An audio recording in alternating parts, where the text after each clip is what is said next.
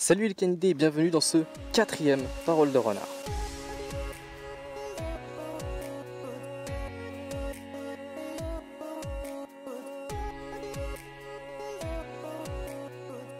Dans le dernier épisode, je vous avais posé cette question. Qui êtes-vous sur la route? C'était une question compliquée à laquelle j'ai pour le coup pas eu énormément de réponses. Mais je vous l'avoue, elle était compliquée parce que je l'ai trouvée à la dernière seconde, alors j'ai pas eu le temps de la finaliser et de faire vraiment ce que je voulais.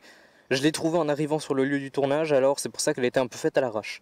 Mais celle-ci, j'ai une question pour la fin, mais commençons tout de suite par les réponses de l'épisode 3. Donc j'ai eu 3 commentaires sur YouTube, et on va commencer par Tressa, je sais pas, j'ai mal écrit, DRD, qui lui nous dit qu'il en profite. Un deuxième message de Etnaz FR, qui nous dit que lui il grille les feux rouges quand il est en vélo. On voit beaucoup de vélos ne respecter en aucun cas le code de la route.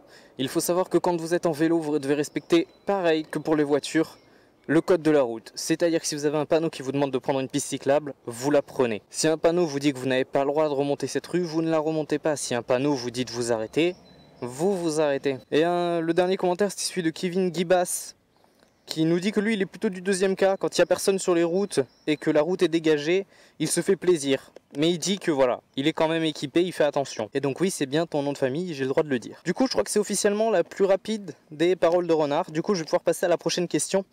Parce que j'ai d'autres vidéos à tourner aujourd'hui, il faut vraiment que je me dépêche. C'est moi où il y a de la buée? Non, c'est bon. Donc globalement, vous vous faites plaisir, mais c'est normal, tout le monde se fait plaisir sur la route.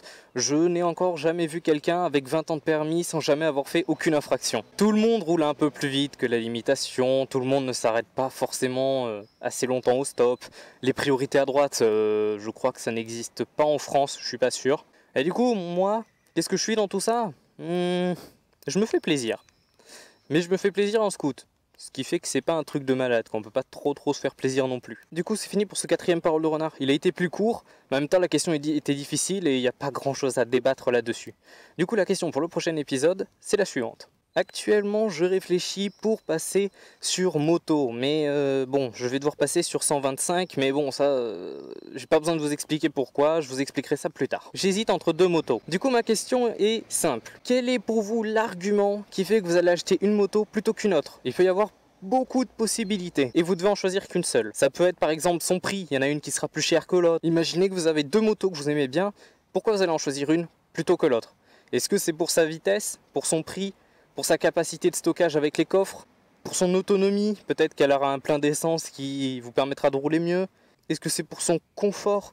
Enfin voilà, il y a beaucoup de possibilités, vous en choisissez une seule, ça permettra de savoir un peu quel genre de motard vous êtes. Je vous laisse et je vous dis au prochain Parole de Renard les canidés, j'ai encore plein de vidéos à tourner et il fait super chaud, vous n'avez même pas idée. Allez, chaud les canidés.